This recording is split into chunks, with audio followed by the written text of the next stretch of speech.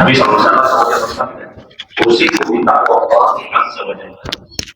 Saya berwasiat kepada kalian untuk senantiasa bertakwa kepada Allah azza wa jalla. Wasam'i wa ta'at. Saya berwasiat kepada kalian untuk mendengar dan mentaati. Yang dimaksud di sini mendengar dan mentaati pemimpin. Wa in ta'ammara 'alaikum 'abdun. Meskipun seandainya yang memimpin kalian adalah seorang budak, hamba sahaya. Karena sesungguhnya barang siapa di antara kalian yang hidup dalam waktu yang lama akan melihat perbedaan-perbedaan yang banyak. Maka hendaklah kalian menjaga sunnahku dan sunnah para khulafaur rasyidin yang mendapatkan petunjuk. Gigitlah dengan gigi gerahammu. Maksudnya gigit dengan gigi geraham, yaitu pegang erat-erat, pegang kuat-kuat. Wa iyyakum wa muhdatsatil umur. Dan jauhilah perkara-perkara yang baru. Fa inna kulla bid'atin dalalatun. Karena sesungguhnya semua bid'ah itu dalalah, adalah sesat. Hadis riwayat Abu Dawud dan At-Tirmizi. Tentu sangat banyak pelajaran yang bisa kita petik dari hadis ini. Tapi saya ingin fokus kepada bagian yang paling terakhir, di mana Rasulullah SAW menyatakan, wa iyyakum wa muhdatsatil umur, fa inna kulla bid'atin dalalatun. Dan jauhilah perkara-perkara yang baru, karena semua perkara yang baru itu adalah bid'ah, dan bid'ah itu adalah sesat. Bahkan di sebagian riwayat kita jumpai ada lanjutan, wa kullu dalalatin finnar. Dan semua yang sesat itu tempatnya adalah di neraka. Pada warada mislu hadzal tahdzir fil hadisil khas, man ahdatsa fi amrina hadza ma laysa minhu fa huwa raddun. Larangan semacam ini juga kita jumpai di dalam hadis yang lain yang lebih pendek, di mana Nabi SAW bersabda, man ahdatsa fi amrina hadza ma laysa minhu fa huwa raddun. Barang siapa yang mengada-adakan di dalam urusan kita ini apa yang bukan bagian darinya, maka itu akan tertolak. Pernyataan ini sekaligus menjadi mizan, menjadi ukuran suatu amalan, diterima atau ditolak. Ada dua mizan, dua ukuran amalan itu diterima atau ditolak. Yang pertama yaitu mizan secara batin, ukuran secara batin, dan yang kedua mizan secara zahir, ukuran yang nampak. Kalau ukuran yang batin yang tidak nampak, terdapat di dalam hadis, innamal a'malu binniyat. Sesungguhnya amalan itu tergantung kepada niatnya. Maka amal yang diterima oleh Allah Subhanahu wa taala yaitu amal yang diniatkan untuk mendapatkan keridhaan dari Allah Subhanahu wa taala. Amal yang dilakukan dan tidak diniatkan untuk mendapatkan keridhaan dari Allah, maka itu tertolak. Ini ukuran batinnya. Tapi kalau ukuran zahirnya, ukuran yang nampak, yang kelihatan, maka ukurannya adalah hadis tadi, siapa yang mengada-adakan perkara yang baru yang bukan merupakan bagian dari urusan kita ini, itu tertolak. Nah, sehingga ulama kemudian dalam bahasa yang sederhana menyampaikan, syarat amal diterima itu ada dua. Yang pertama ikhlas, dan yang kedua ittiba. Ittiba artinya mengikuti ketentuan dari Rasulullah SAW. Seikhlas apapun seseorang beramal, tapi kalau melenceng dari syariat, maka tentu akan tertolak. Katakanlah misalnya contoh yang mungkin agak ekstrim. Ada orang salat subuh 4 rakaat. Begitu ditanya kenapa 4 rakaat, lalu dia menjawab, tidak apa-apa, yang penting saya ikhlas. Saya merasakan kenikmatan salat subuh hari ini. Sepertinya tidak cukup kalau cuma 2, jadi sekalian 4 saja. Meskipun ikhlas, tapi karena melenceng dari ketentuan syariat, maka tentu amal itu akan tertolak. Nah, ini mizan, ukuran secara batin, dan mizan, ukuran secara zahirnya. Kita kembali kepada bid'ah, karena hadis ini sering disalahpahami dan diperluas maknanya, sehingga amalan-amalan yang tidak termasuk bid'ah pun dimasukkan dalam kategori bid'ah yang dilarang. Ada sebagian kalangan yang memahami bahwa bid'ah itu adalah apa yang ditinggalkan atau tidak dilakukan oleh Nabi SAW. Padahal prinsip di dalam agama kita seperti yang dirumuskan oleh Syekh Allamah As-Sayyid Abdullah Al-Gumari. Beliau menyatakan, at-tarku laisa bihujjatin fi syar'ina. At-tarku laisa bihujjah fi syar'ina. Sesuatu yang ditinggalkan oleh Nabi tidaklah menjadi hujjah dalam syariat kita. Artinya apa tidak menjadi hujjah? Apa yang Nabi tinggalkan tidaklah kemudian lantas menunjukkan bahwa perbuatan itu perbuatan yang diharamkan. Ulama kita tidak berpandangan seperti itu. Bahkan sahabat pun tidak memahami seperti itu. Sehingga sejak Nabi masih hidup, para sahabat terkadang melakukan perbuatan amalan yang tidak dilakukan oleh Nabi Shallallahu Alaihi Wasallam. Tapi sahabat memahaminya bahwa apa yang dilakukan itu termasuk bagian cakupan dalil, meskipun spesifik tidak disebutkan atau tidak dilakukan oleh Nabi Shallallahu Alaihi Wasallam. Misalnya saja Bilal bin Rabah yang melaksanakan salat sunnah wudhu setiap beliau selesai berwudhu. Sebetulnya itu tidak pernah diajarkan oleh Nabi Shallallahu Alaihi Wasallam sebelumnya. Nah, suatu waktu Nabi SAW memanggil Bilal bin Rabah. Lalu kemudian Nabi tanya, Bilal, akhbirni arja amalin amil tahu fil Islam. Beritahu saya Bilal, apa amalan yang paling kamu andalkan, yang paling kamu harapkan untuk memberi keselamatan kepadamu sejak kamu masuk Islam. Fa inni sami'tu daffana 'alaika baina yadayya fil jannah. Karena sungguh saya mendengar suara sandalmu di depan saya di surga. Maka Bilal kemudian menjawab, tidak ada amalan yang saya andalkan ya Rasulullah, kecuali saya itu setiap batal wuduku saya langsung wudu. Mau batal jam berapapun, waktu kapanpun, kalau batal wuduku saya langsung wudu seketika itu juga. Dan setiap saya sudah wudu, maka saya melaksanakan salat sunnah 2 rakaat. Jadi ini amalan yang dilakukan oleh Bilal. Lalu kemudian Rasulullah merestuinya setelah itu. Jadi pada awalnya amalan yang tidak dicontohkan spesifik oleh Nabi Shallallahu Alaihi Wasallam. Atau contoh yang lain, ini Nabi masih hidup. Ada sahabat yang bangun dari rukuknya, kemudian membaca doa, Alhamdulillahi hamdan katsiran thayyiban mubarakan fihi kama yuhibbu wa yarda. Doa ini sebelumnya tidak pernah dibaca oleh Nabi Shallallahu Alaihi Wasallam. Nabi tidak pernah membacanya. Sahabat ini yang memulai membacanya di dalam salat. Dan ketika itu beliau salat di belakang Rasulullah Shallallahu Alaihi Wasallam berjamaah. Bangun dari ruku, dia baca dengan suara yang terdengar. Alhamdulillahi hamdan katsiran thayyiban mubarakan fihi kama yuhibbu wa yarda. Segala puji bagi Allah. Pujian yang banyak, yang baik, yang diberkahi, sebagaimana yang Allah cintai dan Allah ridai. Selesai salat, Nabi kemudian bertanya, siapa tadi yang di dalam salat membaca doa ini? 2 kali Nabi tanya, barulah sahabat itu melihat, saya ya Rasulullah. Kata Nabi, waktu kamu membaca doa tadi, ada 30-an malaikat yang berebutan untuk mengantarkan bacaan itu kepada Allah Azza wa Jalla. Jadi Nabi kemudian merestuinya. Ini beberapa contoh yang menunjukkan bahwa sahabat pun tidak memahami ya, bahwa apa yang Nabi tidak lakukan tidak boleh dilakukan. Tapi sahabat memahami bahwa jika masuk dalam cakupan dalil yang bersifat umum, ya kita bisa melakukan hal tersebut. Apa yang Nabi tidak lakukan pun, itu mesti dilihat alasannya. Apakah karena dilarang oleh Allah, atau bukan karena dilarang, tapi karena kondisinya yang tidak menghendaki. Kalau alasannya karena dilarang, dilihat lagi.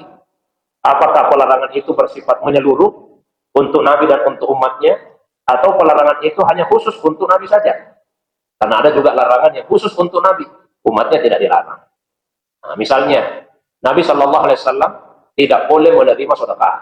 Nabi itu Pak tidak boleh terima sedekah. Tapi larangan ini khusus untuk Nabi saja. Umatnya tidak dilarang. Nah, kita umatnya boleh menerima sedekah. Nah, kenapa ada yang seperti ini? Nabi dilarang, umatnya tidak. Salah satu prinsip dalam agama itu adalah hasanatul abrar sayyiatul muqarrabin. Kebaikannya orang-orang baik mungkin masih dianggap tidak baik kalau dilakukan oleh muqarrabin, mereka yang dekat dengan Allah, yang punya kedudukan khusus.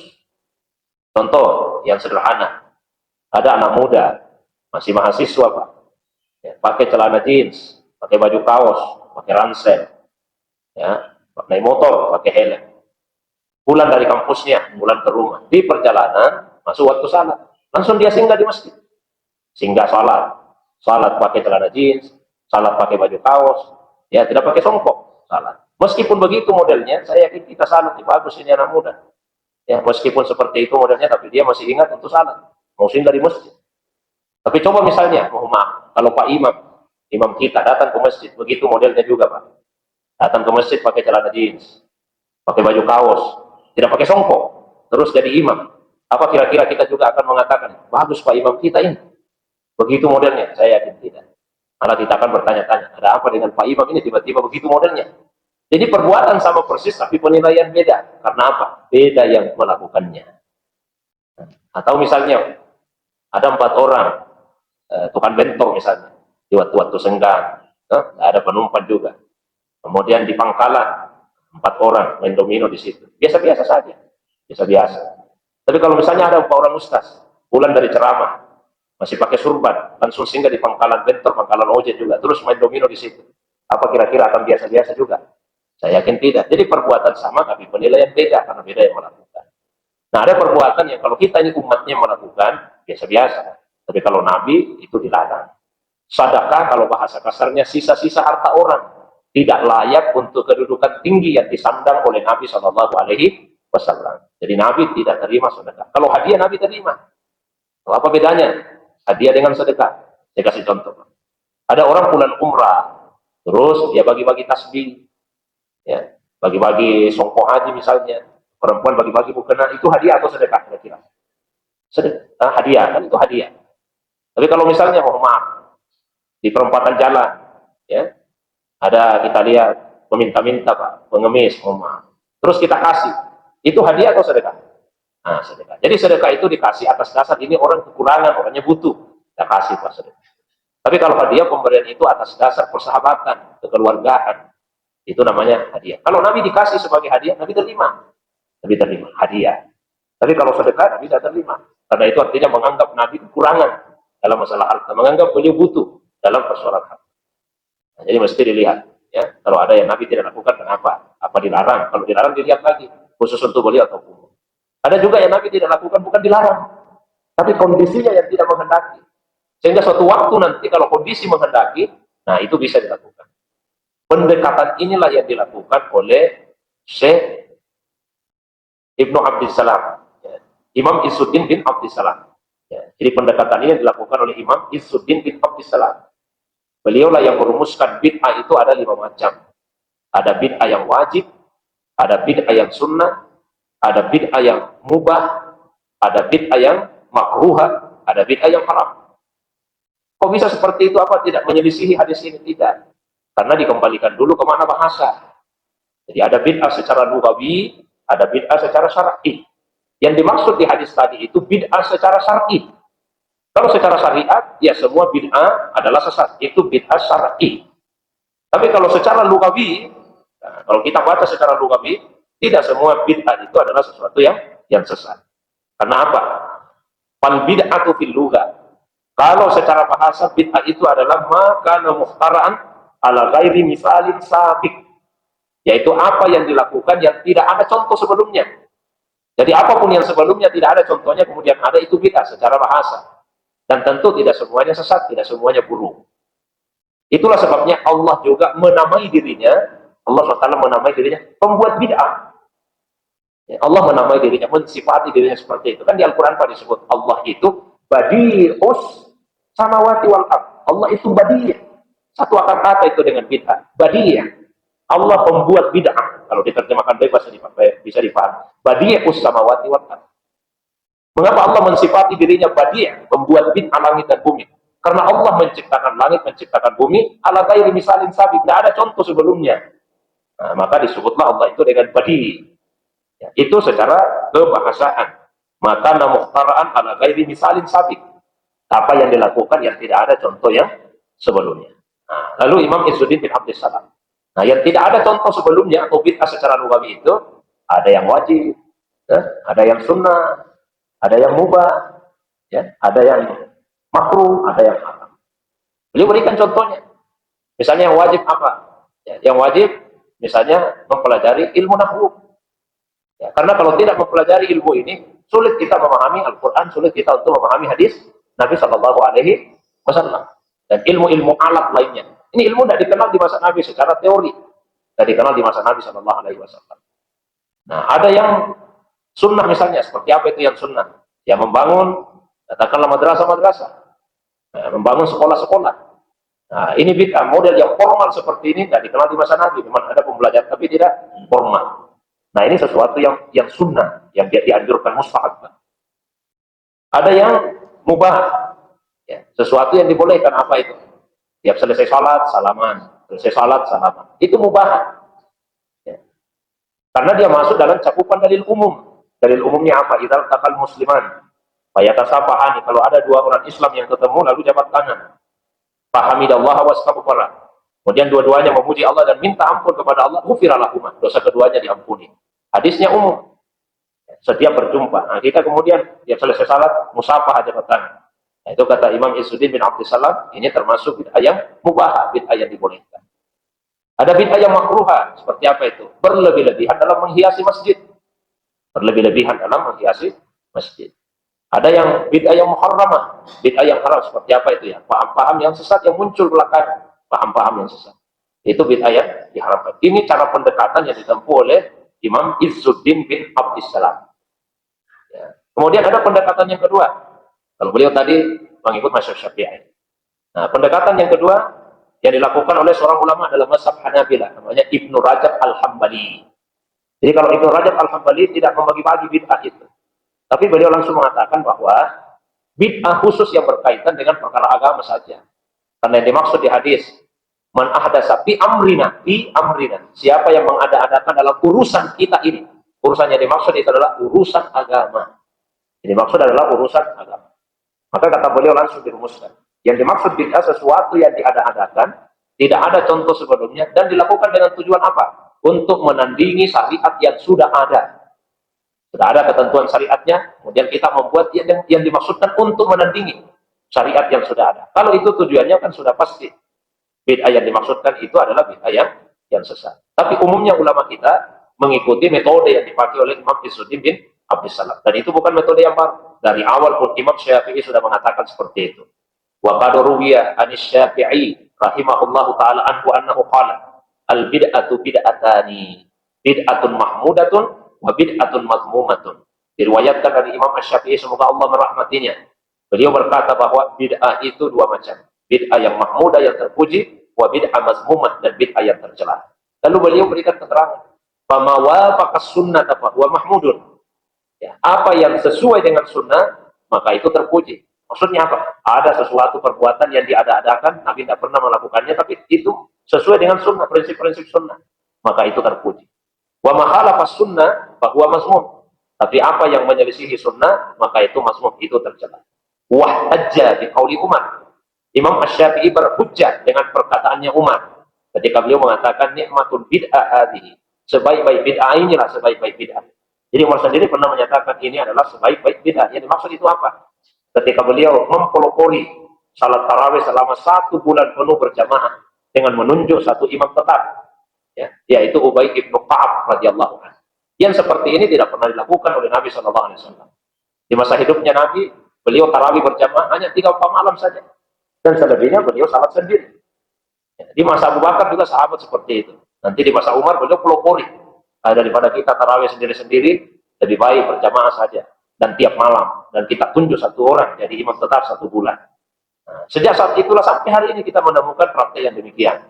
Dan Umar mengatakan inilah sebaik-baik bid'ah. Dan itu disepakati oleh semua ulama. Meskipun Nabi tidak pernah melakukannya seperti itu. Jadi harus betul-betul dipahami bahwa at-tarku laisa bihujjah fi syar'ina.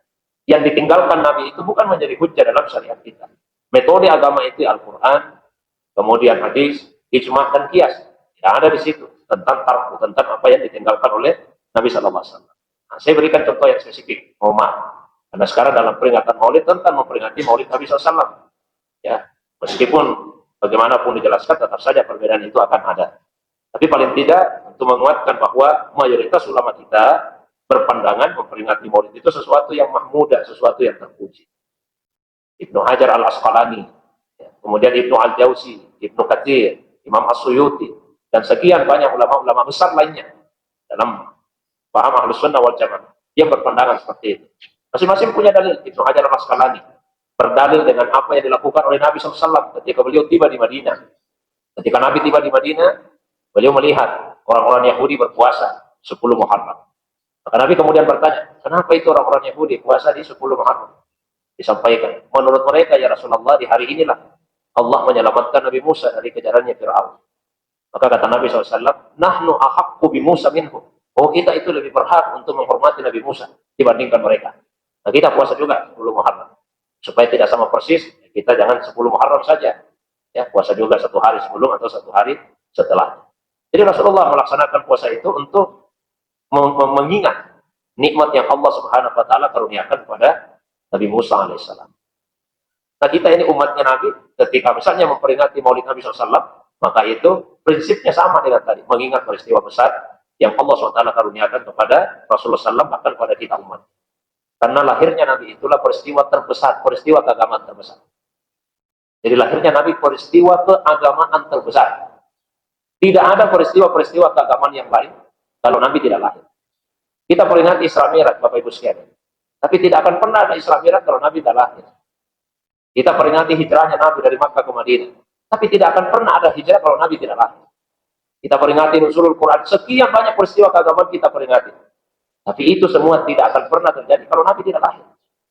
Jadi kelahiran Nabi itulah awal dari semua peristiwa keagamaan. Dan dia adalah peristiwa keagamaan yang terbesar.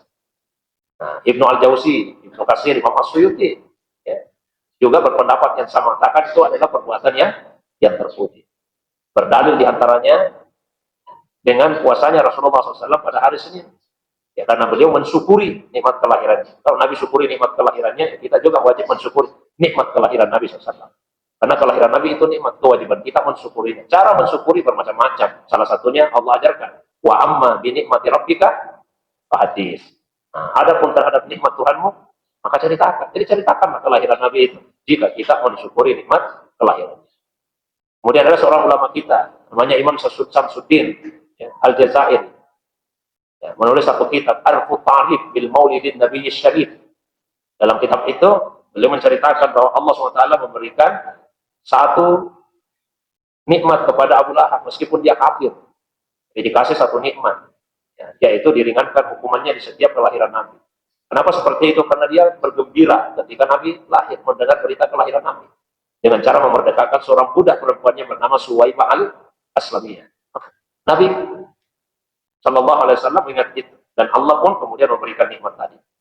Nah, terakhir yang masuk yang dimuliakan Rasulullah. Mungkin kemudian timbul pertanyaan, kenapa dulu Nabi tidak memperingati kelahirannya dengan cara yang sama seperti yang kita lakukan sekarang? Ya, karena pada waktu itu belum dibutuhkan. Terus saya sebutkan di awal tadi, ada yang Nabi tidak lakukan bukan karena tidak boleh, tapi kondisi yang tidak menghendaki. Nabi masih ada di tengah-tengah umat. Para sahabat masih tahu betul tentang Nabi-Nya. Tapi kita sekarang ini jauh sekali pengetahuan kita tentang Nabi Shallallahu Alaihi Wasallam.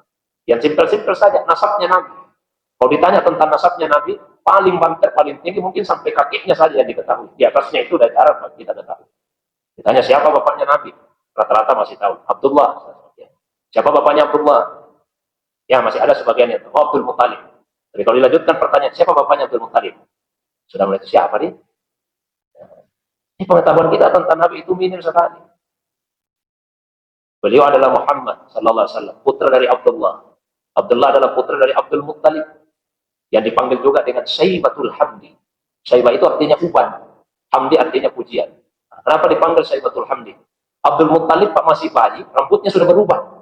Masih bayi-bayi ini sudah beruban. Tapi bedanya orang Arab dengan kita, kalau kita ini orang beruban, apalagi kalau masih kanak-kanak, masih remaja, itu dia itu kenapa cepat sekali berubah, cepat tua. Tapi kalau orang Arab Pak semakin cepat berubah itu semakin dianggap berwibawa. Harus kalau orang beruban, uban itu tanda kewibawaan. Nah ini adab masih bayi sudah berubah, berwibawa sekali.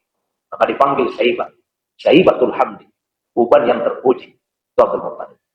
Abdul Muttalib adalah putra dari Hashim, nama lainnya Amr. Putra dari Abdul Manaf, nama lainnya Mughirah. Putra dari Qusay, ya. Qusay itu nama aslinya Mujabni.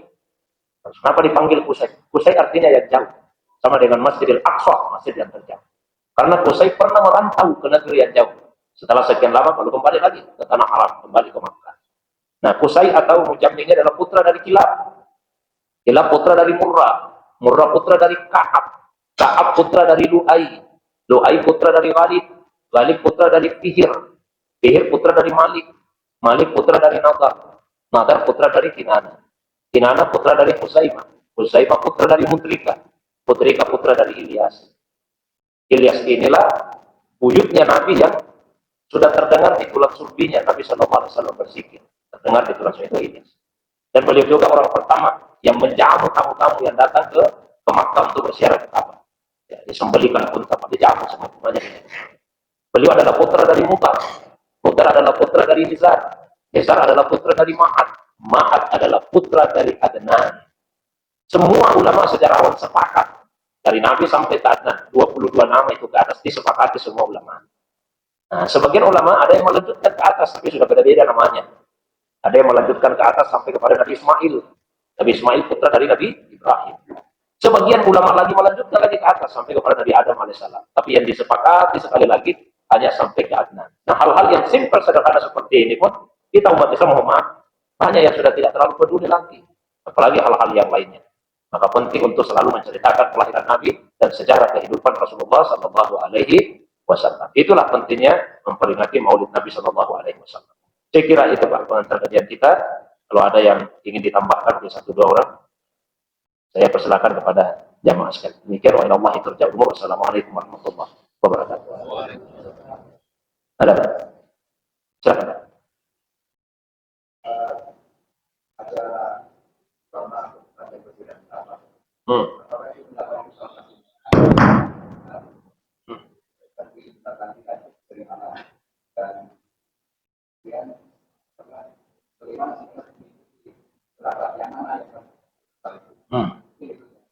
Kalau ada perbedaan pendapat, oke. Pertama dulu Pak, tidak semua orang itu bebas berpendapat dalam masalah agama. Tidak semua orang bebas berpendapat dalam masalah agama. Ya, karena itu Al-Quran memberikan pada kita tuntunan, fas'alu ahla dzikri in kuntum la ta'lamun. Tanyalah sama orang yang tahu jika kalian tidak mengetahui. Ada manusia itu Pak, memang diberikan oleh Allah kecerdasan, yang bisa memahami dalil-dalil agama. Ada pernyataan yang fatal sekali yang sering disampaikan orang. Dan saya juga sering dapat itu ketika berdiskusi, baik langsung ataupun lewat media sosial. Kan biasa orang Pak mengatakan begini, dan itu kadang-kadang membuat banyak orang yang tertipu, terpedaya. Apa itu biasa orang mengatakan?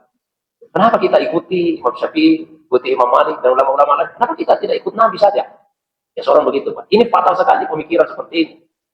Di mana letak fatalnya? Satu, seakan-akan ulama tadi tidak ikut Nabi. Kita berikan pilihan kepada orang, kamu mau ikut Imam Syafi'i atau mau ikut Nabi? Lalu namanya Imam Syafi'i tidak ikut Nabi. Jadi bukan pendapat Imam Syafi'i yang mau dibandingkan dengan Nabi, bukan. Tapi cara Imam Syafi'i memahami hadis dengan cara orang lain, termasuk cara kita sendiri kalau kita mau berani untuk memahami sendiri hadis Nabi Sallallahu Alaihi Wasallam. Saya kemarin lagi ada diskusi sama orang.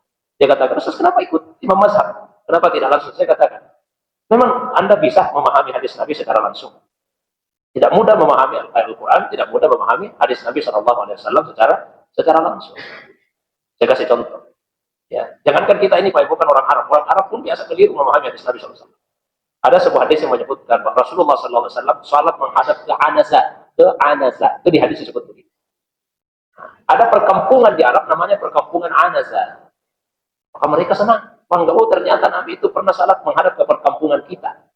Padahal Anasa yang dimaksud di hadis itu bukan nama kampung itu. Tapi Anasa yang dimaksud adalah tongkat kayu yang ditancapkan di depan. Jadi Nabi pernah di perjalanan, terus beliau salat, beliau tancapkan tongkat kayu di depannya sebagai pembatas. Nah, itu bahasa Arabnya Anasa. Nah, ini ada orang baca hadis, baca Anasa, dikiranya nama kampung. Enggak salah paham, keliru misalkan. Di hadis disebutkan bahwa Nabi SAW pernah salat, ya, dan di bawahnya ada khumrah. Ini diceritakan oleh Syekh Ramadan Al-Buti. Ada sekelompok anak pemuda-pemuda, kata beliau, semangat sekali. Selalu mengatakan ikut Nabi, ikut Nabi. Kata beliau, sudah di sini dulu, kalau kamu mau ikut Nabi secara langsung. Coba bagaimana cara memahami hadis ini. Dibaca hadis ini. Karena khumrah itu Pak, bisa dipahami khamar, minuman keras. Salah-salah mungkin ini hadisnya sih. Oh tidak, diambilkan kitab hadisnya ini, ada di hadis ini. Nah sekarang cara pemahamanmu bagaimana? Jadi dia tidak bisa dia pahami. Masa Nabi salat, kemudian di atas khamar, di atas minuman keras. Lalu saya itu menjelaskan, oh, khumrah yang dimaksud di hadis itu bukan khamar minuman keras. Yang dimaksud itu semacam tikar kecil.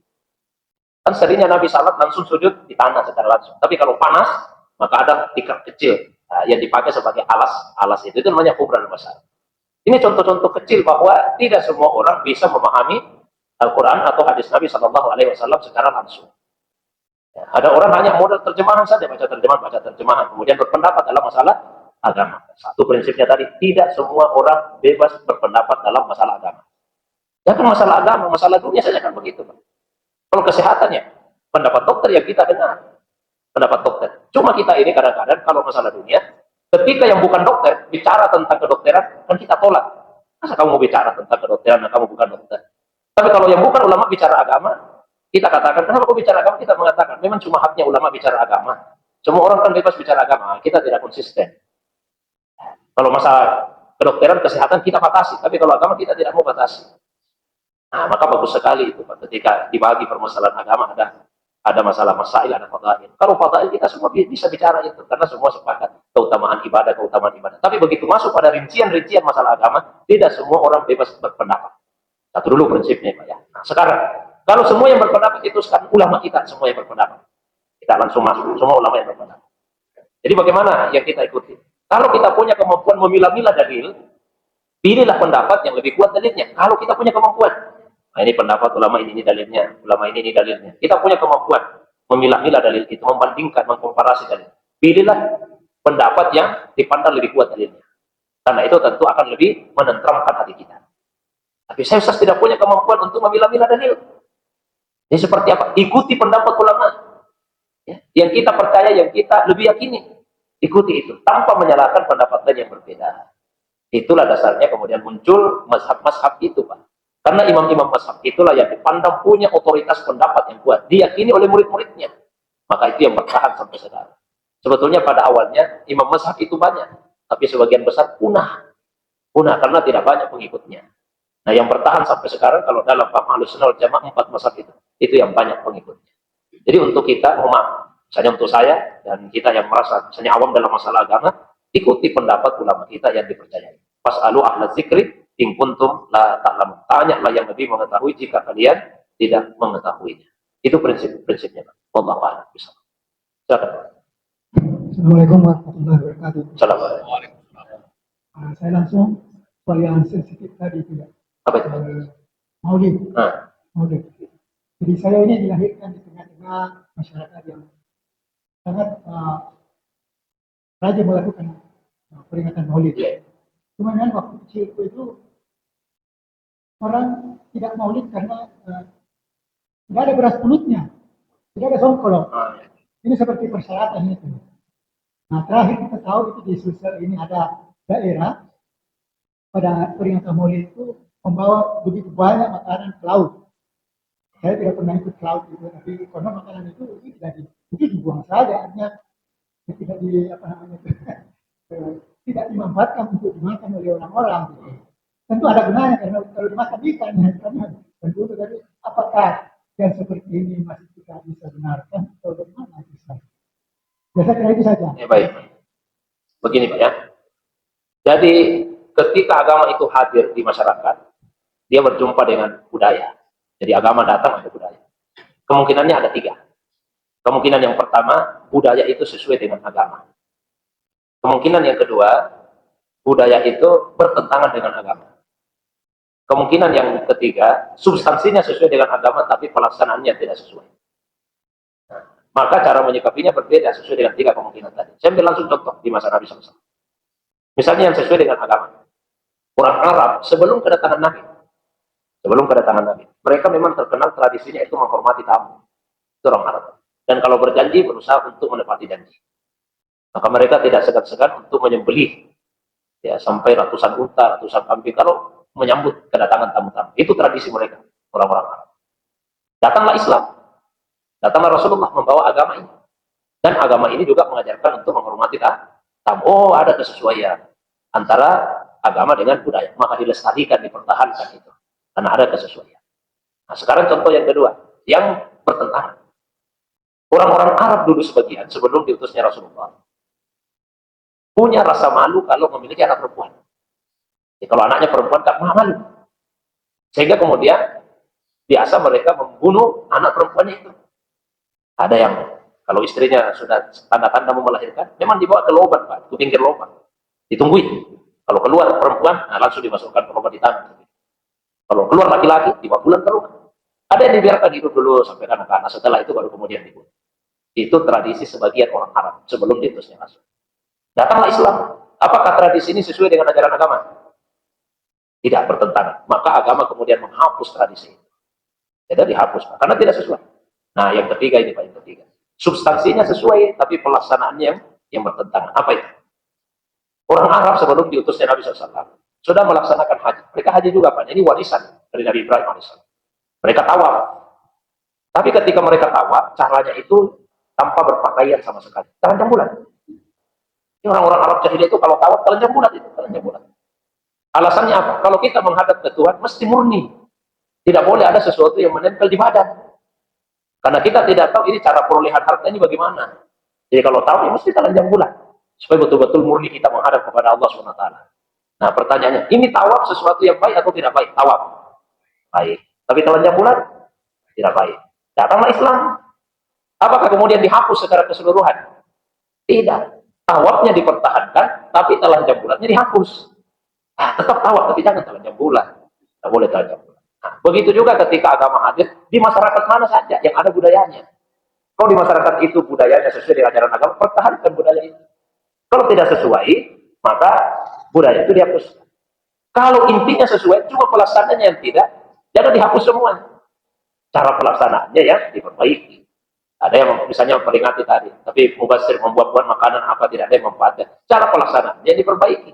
Jangan dihapus secara keseluruhan. Kadang-kadang kita Pak lihat pelaksanaannya tidak benar, mau dihapus semua. Jangan. Jadi ada 3 kemungkinan yang bisa dilihat. Nah, ini secara umum saja. Pokoknya budaya apapun itu di masyarakat manapun dilihat. Jangan agak sesuai, pertahankan. Bertentangan, dihapus. Substansinya sesuai, pelaksanaannya yang tidak, pelaksanaannya saja yang diperbaiki. Jangan semuanya kemudian ingin dihilangkan. Mungkin itu Pak. Wallahu a'lam. Cukup ya. Baik. Al-Fatihah. Bismillahirrahmanirrahim. Alhamdulillahirabbil alamin. Ya kana berdoa ya kana nasta'in siratal mustaqim siratal ladzina an'amta 'alaihim.